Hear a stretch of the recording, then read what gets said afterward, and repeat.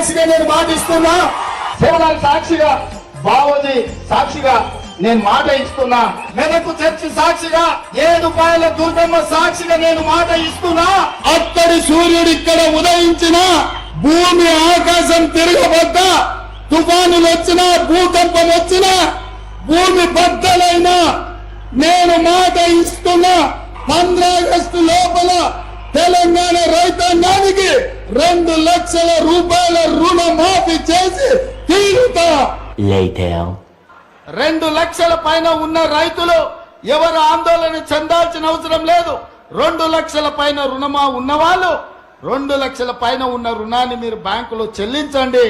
మీరు చెల్లించిన మరుక్షణం ఆ 2 లక్షల రూపాయలను కూడా మీ ఖాతాలో వేసే బాధ్యత మా ప్రభుత్వం తీసుకుంటుందని చెప్పి నేను ఆ రైతాంగానికి తెలియజేస్తున్నా.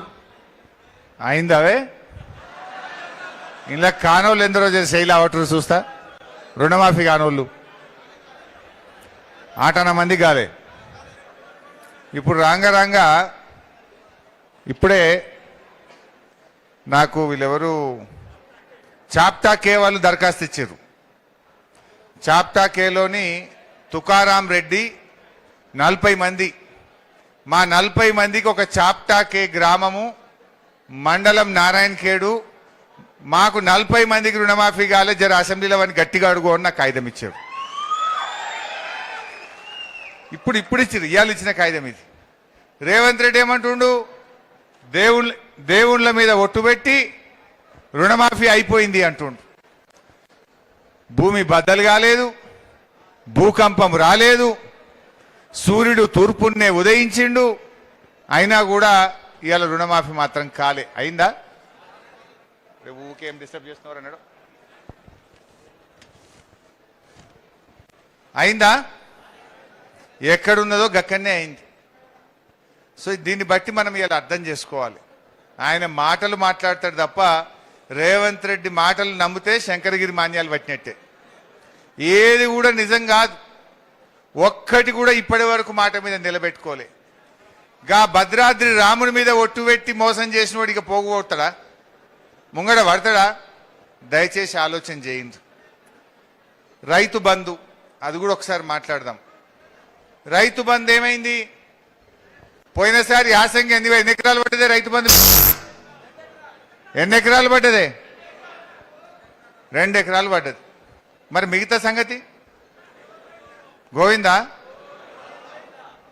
యాసంగిలో రైతు బంధు వేసేటప్పుడు సిద్దిపేటకు వచ్చింది నా దగ్గరికి.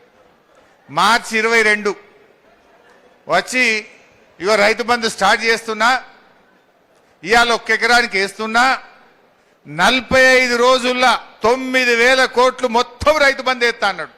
పడ్డదా? ఎట్లా చెప్పిండో చూడు ఒకసారిగా.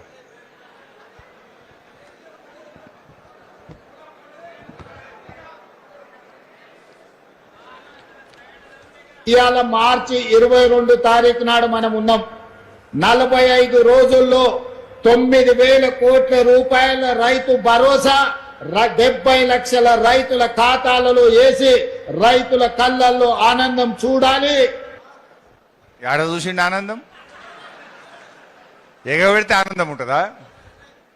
అంటే ఎంత పచ్చి మోసగాడో ఇప్పుడు అర్థం చేసుకోండి. అబద్ధానికి అంగిలాగు దొడిగితే దాని పేరు రేవంత్ రెడ్డి.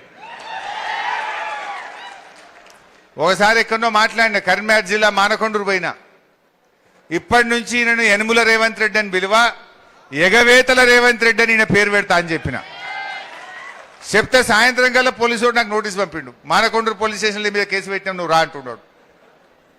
అంటే ఎగబెట్టినోడిని ఏమంటామే ఊళ్ళో ఎగబెట్టిండి అంటే మానమా? అరే నువ్వు 4,000 పింఛన్ ఎగ్గొట్టినావు, అక్క చెల్లెలకు 2,500 మహాలక్ష్మి ఎగ్గొట్టినావు, తులం బంగారం ఎగ్గొట్టినావు, ఆడవిళ్ళకు స్కూటీలు ఎగ్గొట్టినావు, 15,000 రైతు బంధు ఎగ్గొట్టినావు, కౌలు రైతులకు ఎగ్గొట్టినావు.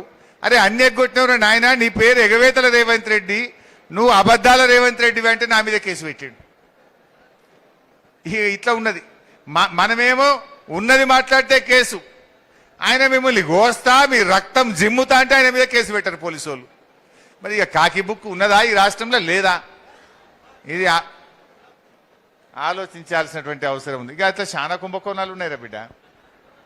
మా తమ్ముడు 2000 కోట్ల గురుకుల కుంభకోణం గురించి చెప్పు అంటుండు. మీకు ఒక సింపుల్, మా విలేకరులకు చెప్తున్నా, మీ అందరికి చెప్తున్నా, మీకు మంచిగా అర్థం కావాలంటే నేను అప్పుడు నారాయణఖేడ్లో మా భూపాల్ రెడ్డి సాబ్ అడిగితే 8 గురుకుల పాఠశాలలు పెట్టించిన, 8 రెసిడెన్షియల్ పాఠశాలలు, ఎస్సీ ఎస్టీ మైనారిటీ బీసీ 8 పెట్టినాం. అప్పుడు ఏ గురుకులానికన్నా పోండి, లేదు గవర్నమెంట్ స్కూల్ కన్నా పోండి, బట్టలు వచ్చినాయా పిల్లలకన్నా అడుగుండ్రు. జనరల్గా కేసీఆర్ గారు ఉన్నప్పుడు బట్టలు ఎప్పుడు వస్తాయంటే స్కూల్లో మొదటి రోజు గంట కొట్టంగానే కుట్టిన బట్టలు పిల్లల చేతిలో పెట్టినాం మనం. ఎందుకంటే మనం టెస్కోకి ఇచ్చినాం, చేనేత కార్మికులకు ఇచ్చినాం, హ్యాండ్లూమ్స్కి ఇచ్చినాం. మనం మార్చిలనే ఇద్దాము, జూన్ కల్లా బట్టలు కుట్టి తయారు పెడదాం. రేవంత్ రెడ్డి వాళ్ళకి ఇచ్చిండు, గుజరాత్లో మఫత్లాల్కి ఇచ్చిండు. ఇవి టెస్కోవాడు అంటే మన చేనేత కార్మికులు కమిషన్ ఇస్తారా? రెక్కాడితే డొక్కోడు అన్నాడు. మఫత్లాల్ అంటే గుజరాత్ కూడా, ఆడ గుజరాత్ వానికి ఇస్తే ఇదివరకు బట్ట రాలే, కుట్టుడు కాలే. ఏ స్కూల్లో కూడా పిల్లలకు ఇప్పటిదాకా బట్టలు రాలే. గురుకుల పాఠశాలల్లో రాసుకోవడానికి నోట్ బుక్కులు రాలే. మరి ఏం చదువుకోవాలి? 15 రోజులు అయింది స్కూల్ స్టార్ట్ చేసి, రాసుకోనీకి బుక్కే లేకపోతే ఇక పిల్లల చదువులేమవుతాయి? మీ కమిషన్ల కక్కుర్తికి ఇవాళ గురుకుల పాఠశాలల్లో ప్రభుత్వ పాఠశాల పిల్లలు ఇవాళ అవస్థలు పడుతున్నటువంటి పరిస్థితి ఏర్పడ్డది. అట్లా చాలా జరిగినాయి. ముఖ్యంగా ఇవాళ మంచినీళ్ళ సంగతి, నారాయణఖేడ్ సంగతి మాట్లాడుకోవాలి. ఒకప్పుడు నేను నారాయణఖేడ్లో భూపాలన్న బై ఎలక్షన్లో నేను తిరుగుతుంటే ఒక మా చెల్లె ఉండే, ఆమె పేరేంది, చిమ్నీబాయి, ఇవాళ రాలే. చిమ్నీబాయి ఓ రోజు కలిసింది, ఆ తండాకు పోయినా. ఏం తండాది?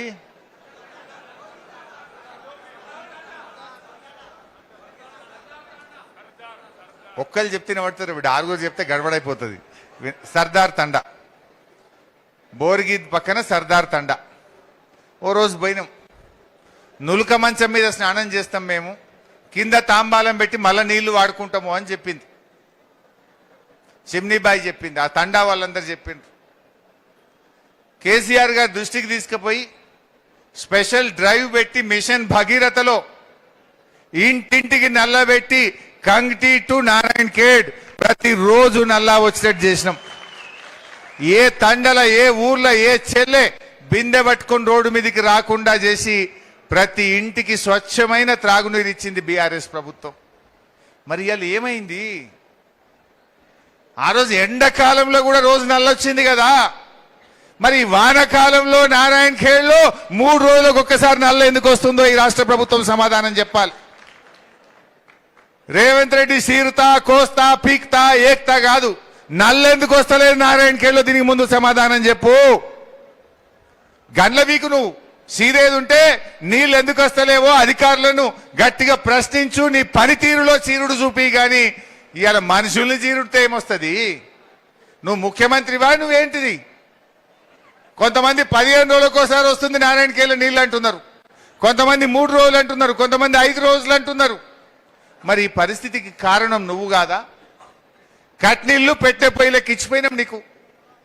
మిషన్ భగీరథ ప్రాజెక్ట్ అంతా కట్టి 4 ఏళ్లు నడిపి 4 ఏళ్లు పబ్లిక్ నీళ్లు తాగినాక కదా నీకు ఇచ్చినాం. నీకు ఎందుకు నడప శాతం అయితలేదు? ఎందుకు ప్రజలకు నీళ్లు ఇవ్వలేకపోతున్నావు అని నేను అడుగుతా ఉన్నా. ఇవాళ మన బోరంచ నీళ్లు అందుతలేవు, బోరంచ కాడ నీళ్ళు వచ్చే పరిస్థితి లేదు. రాఘవాపూర్ దగ్గర అవి న్యాల్కల్కు జరాసంగంకు పోతాయి. రాఘవాపూర్ పంప్ హౌస్ కు నీళ్లు అందుతలేవు, పోచారంలో నీళ్లు అందుతలేవు, పాంపాడు కాడ కూడా నీళ్లు అందుతలేవు. దీంతో ఇప్పుడు ఏమైపోయింది? ఇటు నారాయణఖేడ్, అటు అందోల్, అటు సంగారెడ్డి, ఇటు జహీరాబాద్ ఎక్కడ కూడా మంచినీళ్లు రాక ఇవాళ ఈ జిల్లా మొత్తం కూడా బాధపడుతున్న పరిస్థితి. అంటే ఈ ప్రభుత్వం మంచినీళ్లు కూడా తాపలేకపోతా ఉన్నది. ఇలా ఎంత దుర్మార్గం అంటే, సింగూర్లో మంచిగా నీళ్లుండే, నిండా నీళ్లుండే సింగూర్లో, దాన్ని మరమ్మతు చేస్తామన్నారు, ఉన్న నీళ్ళని ఖాళీ చేసిండ్రు. పోనీ మరమ్మతన చేసిండ్రా, ఎండాకాలం బాగా వానకాలం వచ్చింది, 30 పైసల పని కూడా కాలే. ఉన్న నీళ్లు తీస్తిరి, మరమ్మతు చేయకపోతుంది. ఇప్పుడు మళ్ళా కాలమైనా మరమ్మతు కాలే మళ్ళీ కాలే అంటే ఇంకా ఎన్ని రోజులు బాధపడాలి? ఉన్న ప్రాజెక్ట్ని ఆగం చేస్తుంది, కాళేశ్వరంను మరమ్మతు చేయమంటే చేయకపోతుంది. ఇగో ఈ రకమైనటువంటి పరిస్థితులు మనం ఈ రాష్ట్రంలో చూస్తూ ఉన్నాం.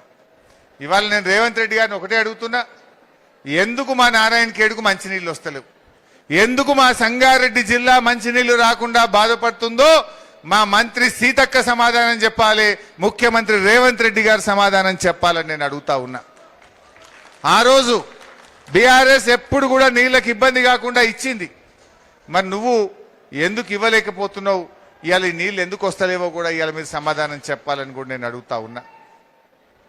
రైతు బీమా వస్తుందా? ఇప్పుడు 6 నెలల రైతు బీమా బంద్ పెట్టిండ్రు. 6 నెలలకెళ్ళి రైతు బీమా బంద్ అయింది.